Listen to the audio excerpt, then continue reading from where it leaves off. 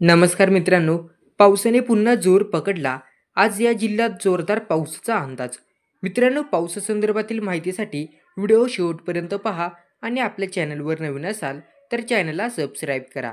देशातील वेगवेगळ्या राज्यांमध्ये महाराष्ट्रात पाऊस कोसळत आहे. महाराष्ट्रातील अनेक जिल्ह्यांमध्ये हलका पाऊस होईल अशी शक्यता हवामान खात्याने वर्तवली आहे. या अगोदर गणपती विसर्जनानंतरनं पुन्हा एकदा पाऊस जोर पकडेल असा अंदाज हवामान विभागाने वर्तवण्यात आला होता. मराठवाडा क्षेत्रात पुढील 2 दिवसात पावसाची शक्यता आहे.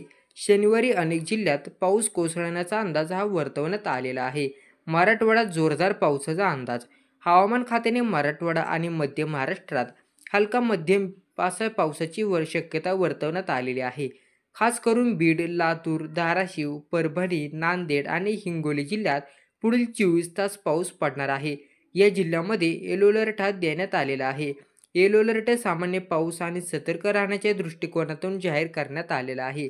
यावेळी मुंबईकरांना ऑक्टोबर हीटपासून दिलासा मिळू शकतो. हवामानशास्त्रज्ञांच्या मते जर ला निनो सेट झाला तर ऑक्टोबरमध्येही पाऊस सुरू राहील.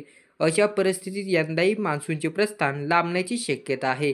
दरमहा सप्टेंबरमध्ये आतापर्यंत मुंबईत शहरात 110.7 मिमी तर उपनगरात 170.9 मिमी पावसाची नोंद झालेली आहे.